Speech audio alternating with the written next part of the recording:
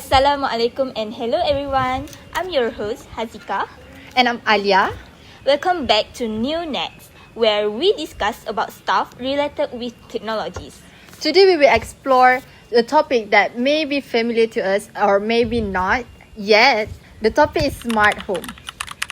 To discuss this topic in greater details, we have invited two special guests from Google Home. You can make an introduction. Okay, thank you, Miss Alia. Hi everyone, my name is Husna. I am Safia. Today we are going to talk in depth about the how it works, the benefits, and the risks of Google Home. So let's get to it. Okay, for today's topic, we are keeping things light and conversational. So, what exactly is smart home? So a smart home is basically a house where devices are connected to the internet and can be controlled remotely, such as for lights, lamps, fans, aircon, and even your door lock. So instead of doing everything manually, you can just control it using your voice and phone. Exactly, and the goal is to make life easily and more efficient and safer. I feel like once you get used to it, and going back to a normal life feels very inconvenient, isn't it? Definitely, I agree with you. That's true. It's one of those things you don't realize you need it yet. But once you try it, you know how convenient it is to be applied into your household. So, what exactly Google want to achieve by creating this Google Home? So, what most importantly is they want to create a helpful home to make it more comfortable, safe and connected. Following a current trend is not bad, right? So, let me ask you, if you are a workaholic person, do you prefer something that can just control by your voice, or do you have to do by yourself? Me, obviously, if I'm a workaholic, I will prefer something to turn on with just my voice. Right. Sound good. So, other than that, Google Home wants to achieve by creating and unifying a smart home ecosystem. Okay, I understand the part of build a helpful home, but the ecosystem part, how would it actually work? Smart ecosystem that's applied in smart home is by mean that a connect network or device, software, and service that communicate remotely to automate home function like lighting, security, and climate through a single centralized control system. Shall we have a break? See you later. Hello, welcome back. So, shall we continue to another segment? So, I'm a bit curious and interested about this smart home. How does it actually save energy? To my understanding, obviously, it's going to consume a lot of electricity to make this work well. Okay, smart home can monitor your energy usage and automatically turn off device when they are not connected. For example, if you leave the house and the system can switch off the lights and air conditioning automatically. That actually sounds so useful, especially for forgetful people.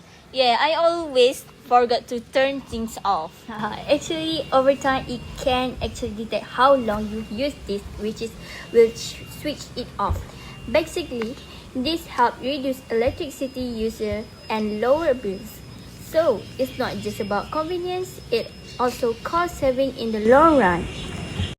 Since it involves with technology, aren't Google have to face challenges by creating these smart home commands? Since as well now that Google is an established company since 1998.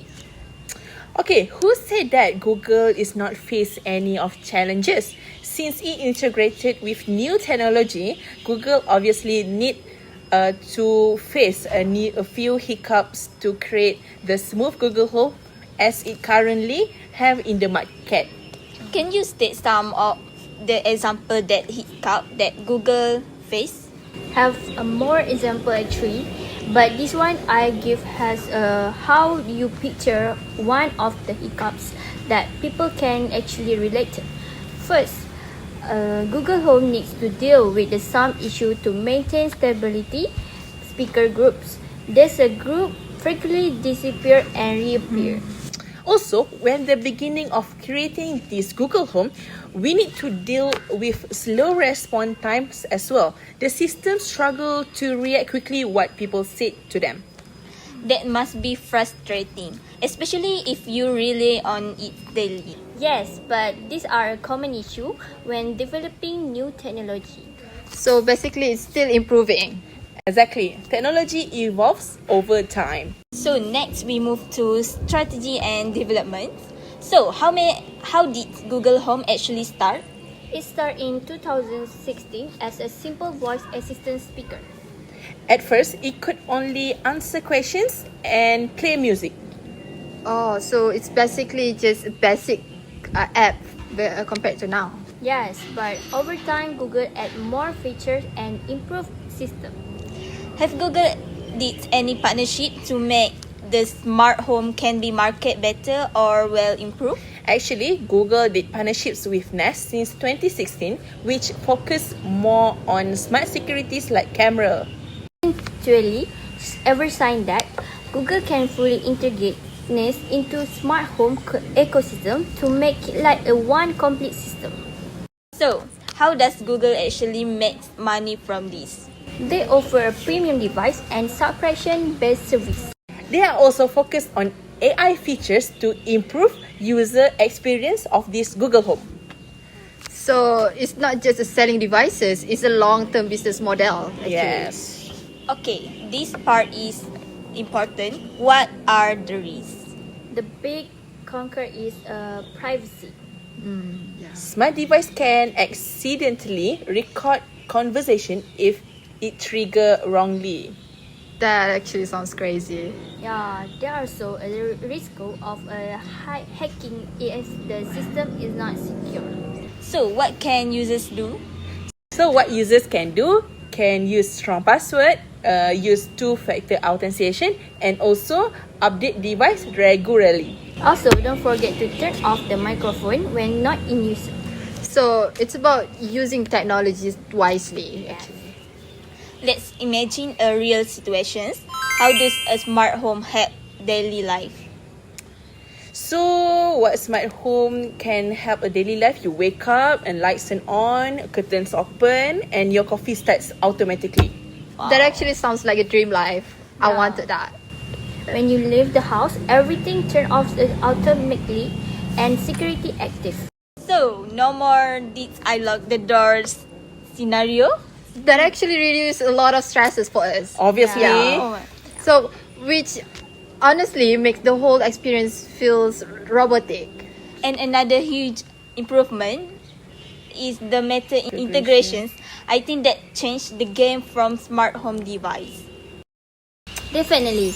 Basically, it helps the Google Home connect smoothly with 1,000 of third-party devices through the internet.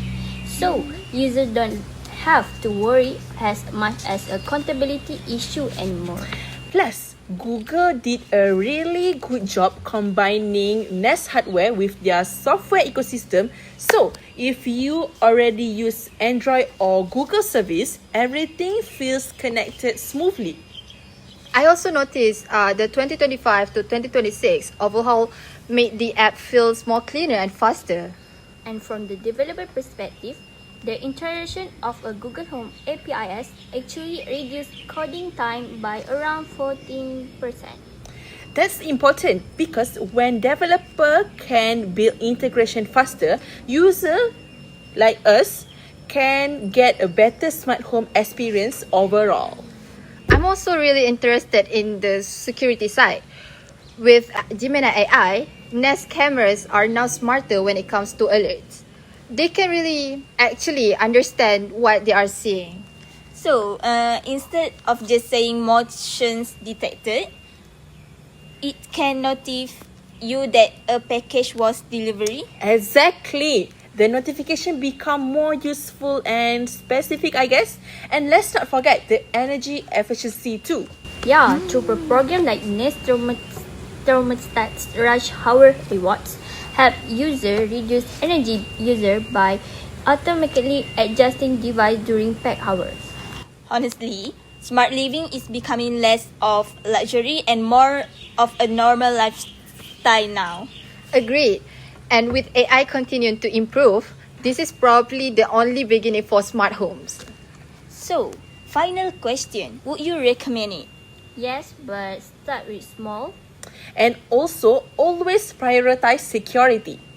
And I think I would start with a smart bulb. Same. I'm not going full smart host yet. That's all for today's episode.